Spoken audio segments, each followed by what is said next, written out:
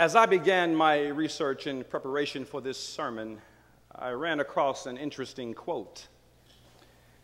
Extremism in the defense of liberty is no vice.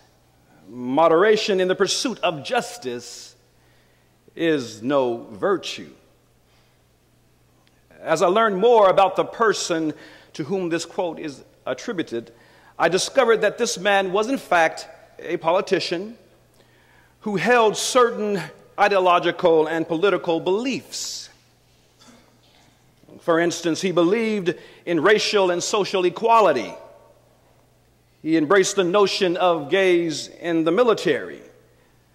And although he was against big government, he at the same time embraced governmental regulation for big corporations. He believed in environmental causes like clean air and encouraged clean air legislation. He supported legalized abortion, decreasing the military budget, socializing the medical system, and equalizing funding in education. He was also quite fearful of religious people. He stated, quote, "Politics and governing demand compromise, but these Christians believe they are acting in the name of God, so they can't and won't compromise. I know I've tried to deal with them," end quote. While you may think I'm describing a 2012 Democratic politician, I am in fact describing the 1964 presidential candidate for the Republican Party, a conservative superstar, Barry Goldwater. Wasn't expecting that one, were you? As I was considering this great mind and this great man, I pondered over this new insight and how much the world has shifted since the 1960s. How much even the Republican Party itself has changed. How over time people, positions, and parties can change significantly. But I kept coming back to a part of that quote: extremism in the defense of liberty is no vice. As I began to break down the possible meaning of the statement, I began to surmise that in essence it is implying that for the sake of liberty all things are permissible and nothing is therefore too extreme. It seems to encourage the teleological view which holds that the end justifies the means. Or in other words, what you desire you can get by any means necessary. The problem here is that liberty is not an absolute. It is a relative term which is not easily quantified and is often based on perceptions. Unfortunately, sometimes those who fight for their liberty may in the end suppress and limit yours. Yes, we know how hard fought our liberty has been. But I call into question the validity of the statement that seeks to combine the two concepts, liberty and extremism. Why?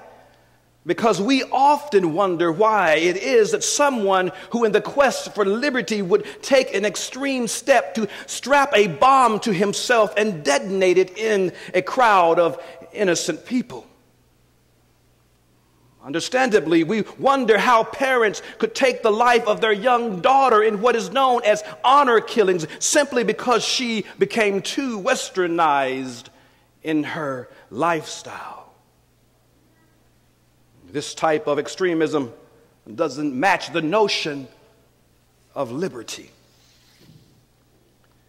We have been witnessing that the many revolutions and much bloodshed sweeping the Middle East And I do not want to oversimplify the issues, and I do not pretend to know exactly what it is like for people who live under oppressive regimes.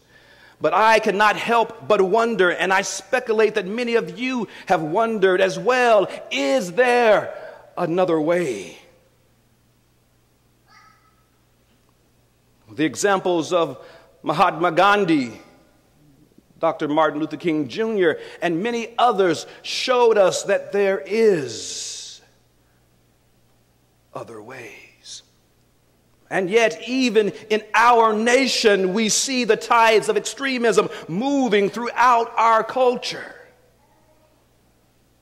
We now know what led Timothy McVeigh to fill a Ryder truck with explosives in 1995 and detonate it in front of the Alfred P. Murrah Federal Building, taking along with it the lives of 168 men, women, and children. Or the extremist who justified taking the lives of over 3,000 men, women, and children on 9/11. It had not escaped our attention the very recent Midnight Madness theater shootings in Colorado. We can't help but wonder what was in the mind of someone who would dare to enter into a house of worship to create havoc and misery, as in the very recent Wisconsin Sikh temple shootings. Our history is marred with such examples of extremism in houses of worship. Consider the 16th Street Baptist Church bombings in Birmingham, Alabama in 1963, or the killing of the women's health physician, Dr. George Tiller, at his church in Kansas in 2009, or the killing of 2 people at one of our sister churches in Knoxville, Tennessee in 2008. We tend to condemn extremism when it is presented in very clear examples such as these, but there are other examples, those which are not so brazen and apparent. Perhaps it fails to get our attention when, in a supposedly civilized democratic society, there are militias that are preparing for a pending armed revolution. Today, I would like to challenge you by presenting somewhat uncomfortable questions on issues that may not be as apparent or seemingly important to the larger discourse. Why, we ask, are we witnessing the decline of civility? Why have people become so insensitive, uncivil, uncaring, and just downright mean? Look at our political climate. Even congressional decorum is no longer preferred when one can break years of tradition and call the president a liar during a dignified assembly. In some states, you need only to look threatening to end up as a casualty in what some see as reminiscent of the old wild, wild west, and what today in a state is a state-sanctioned law called standing your ground. You would think and hope that religion at its best would rise to face these calamities. But in many instances, religion is their source, driving much of the conflict. Because there is so much friction between a static religion and a dynamic society, we see Christians themselves arming themselves against their fellow Americans simply because they do not see the world as they do. Yes, we live in a time where a simple disagreement could very well cost you your life. We wonder, why are there so few of us willing to meet at the center? Why so few of us are willing to even try to understand the other? It is black against white, the religious against the non-religious, Republican against Democrat, liberal against conservative. It's us against them, father against son, mother against daughter, brother against brother, and the list goes on. Even Jesus is recorded as saying that one's enemies shall be from one's own household. How else would today's reading make any sense? A father abandons his parental responsibility and disowns his son, who had just revealed to his father that he is gay. How can this father ignore the command of Jesus to love unconditionally, at the very best, his neighbor, let alone his own flesh and blood? This father should have been proud of his son's courage, because it takes a brave soul, one who often has to stand alone in the face of insurmountable opposition. He has to withstand the whispers, withstand the discrimination and the abuse. He has to withstand societal rejection, his family's embarrassment, dishonor, and disapproval. He and others like him have to fight against laws that are stacked up against them. And at a time when they are most vulnerable, knowing full well the risk that they take to be authentic, when they should be praised for their courage, they are cut off, rendered weak and wrong. Now that, too, is extremism. So I took a little time to reflect and to consider our plight. And I think I may be on to something. I think I may have discovered a truth about the human condition. I have come to some conclusion about probably the primary source of all of our conflicts and division. And I think I want to share it with you. Is it all right? You've been a little quiet in here so far. Yeah, I think I want to share it with you. I think I'm going to bring it home, all right? Are you ready? To me, it boils down to this, and here it is. It is that insatiable need, an unquenchable thirst, the never-ending thrill, and unmitigated desire to be, here it is, right. Oh, you thought it was going to be something really... Yeah, you thought it was going to be this long intellectual argument. Oh, no. That's what was wrong with that father. That's it. Not only does everybody think that they are right, they think they have the right to think they are right. In my opinion, this is the primary thing that fuels extremism, that fuels conflict and division. It is our addiction to being right. Because we feel that it is our worldview that's right.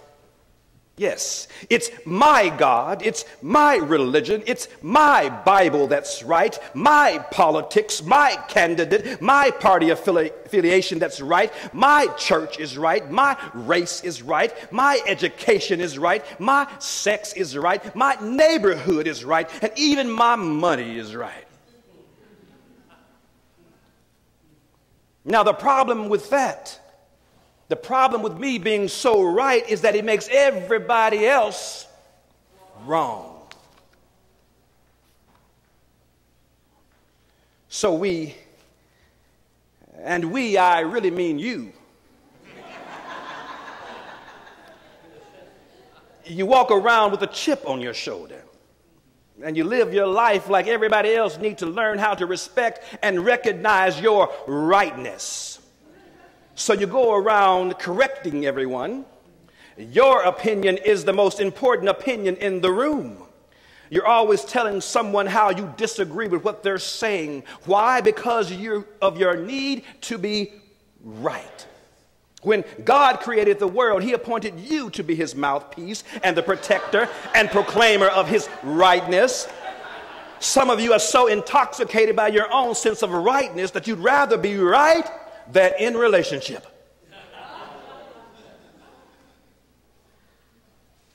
Yeah, you thought I was talking about somebody else, right? I just probably saved a marriage right now. My wife been wanting to tell her husband that for a long time. Yeah, my husband or my wife is gone and I'm all alone, but it doesn't matter. Wait for it, because I'm right. I haven't spoken to my son or daughter in years, but you know, it's all right because I'm right. I, out of principle, quit my job and the company moved on and I'm broke, but that doesn't matter because I'm right. In our relationships, we push and we keep an argument going on and on until our partner concedes that we are right, and often we have forgotten what we were arguing about in the first place. It's our story and we're going to stick to it. It doesn't matter what it's costing us. Yes. It doesn't matter what it's costing us because we have to be right. Now, perhaps you are on the other side of this dilemma. Someone else has made you wrong in claiming their rightness. Perhaps in their rightness, they cut you off. They are the ones who forsook their commitment and responsibility to love you. And for that, I have just one bit of advice to give you. Just send them a link to this sermon.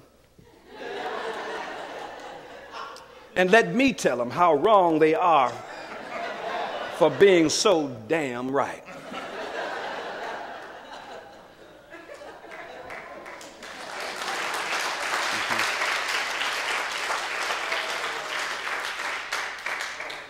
You see, being right is the seed of extremism, and it will cost you love in your relationships.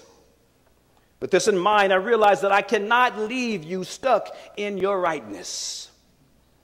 The preacher's job is to offer hope. Barry Goldwater, realizing that our nation was not a theocracy, I want to spend a little time on that one. We're not a theocracy, but a democracy. But he said in a prophetic voice, if religion ever became political, our democracy would be in a world of trouble. Because in order for a democracy to work, there has to be compromise. Most of us know that for any relationship or any business to succeed, that business would have to adapt, to change. There must be flexibility.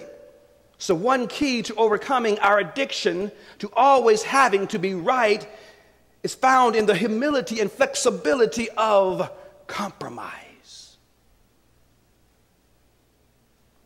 This is something to which anyone who has been married for more than 2 years should be able to attest. For a relationship to work, we will all have to learn to navigate through the waters of compromise. Now look at your neighbor and say, it's time we compromise. Oh, y'all didn't say that right. You wasn't ready, were you? So look at your neighbor and say, neighbor, let's compromise. All right, now you're starting to feel this thing. So the other day I heard a politician say that he is willing to compromise as long as his opponent's solution matches his. It's a little like saying you're willing to compromise on any breakfast meat as long as it's bacon. I'm not talking about that type of compromise. Every time I hear of a politician attempting to pass laws to restrict some social or cultural shift, I find myself wanting to take a look and see who they are, what they look like. And it seems to me that there's someone who always have gray hair. Nothing like seeing a gray-headed politician from a previous generation who has overstayed his or her welcome, unwilling to consider compromise, trying to take the nation back to the 60s, the 70s, or the 80s. And I'm talking about the 1880s. Thinking that they are saving the world for the next generation, holding tightly to some passing tradition. And I want to tell them to let it go. You cannot stop change because it's inevitable. And second, I want to tell them, let the next generation speak for themselves, for they know what type of world they want to live in. Yes, there must be compromise because over time, your absolutes are subject to change. What you think you know is subject to shift. And life has a strange way of shifting you. And if you let it, it will teach you how to be in this world. It will teach you how not to hold on so tightly to anything because we're all subject to lose everything. Because just as you come into this world with nothing, you are certain to leave it with nothing. Yes, things are subject to change. You might be wealthy today and sleeping in a homeless shelter tomorrow. You might be healthy right now, but tomorrow lying on your sick bed, being given your last rites. You might be a Democrat now, and next year a Republican. And what you stand for today, you might sit down on tomorrow. What matters to you today may not matter as much tomorrow. So I have one more thing I left to tell you. Whatever is your theology, whatever your political persuasion, whatever you may think you know, I want to tell you, hold on to it, but hold it loosely.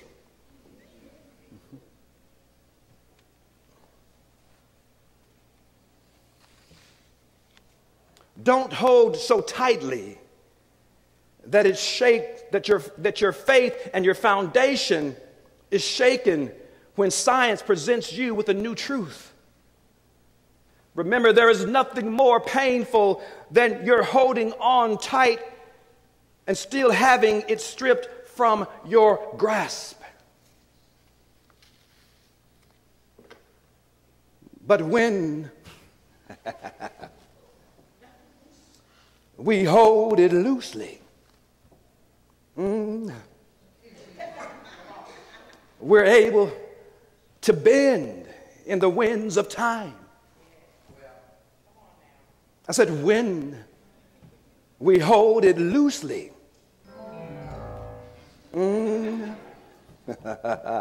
get ready, get ready, get ready. I said, when we hold it loosely, we're able to bend in the winds of time.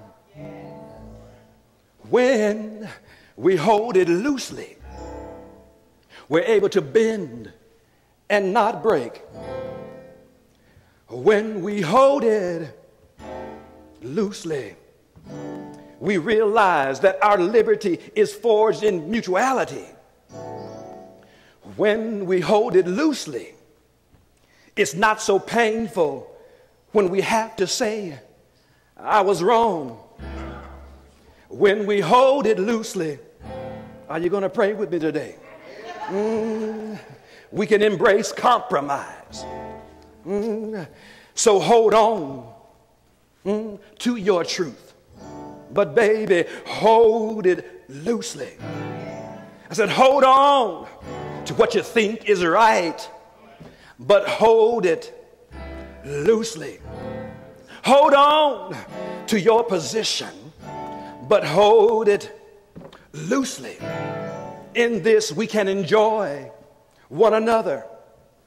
We find that there is room for an imposing view. When we hold it loosely, we find that we don't have to be so extreme. We don't have to be so angry. We don't have to be so right. When we hold it loosely, hey, woo! Get ready. When we hold it loosely, well, everything works out all right. We can talk to our brother when we hold it loosely. We can talk to our sister when we hold it loosely. We can be in communication with someone who doesn't look like us, when we hold it loosely. I'm telling you to hold what you got, but hold it loosely. Will you pray with me? I'm starting to feel something here. Oh, yeah. But I got to leave you. But I want to leave you with one thing. Be passionate. Be complete. Be committed. But baby, hold on. But when it's time to let it go, let it go. Yes, hold on. Hold on. Hold on. Because it shall work out for your good if you trust. Yes, if you trust. So hold on. Look at your neighbor and say, neighbor, hold on. But hold on. But hold it loosely. Yes. Yes.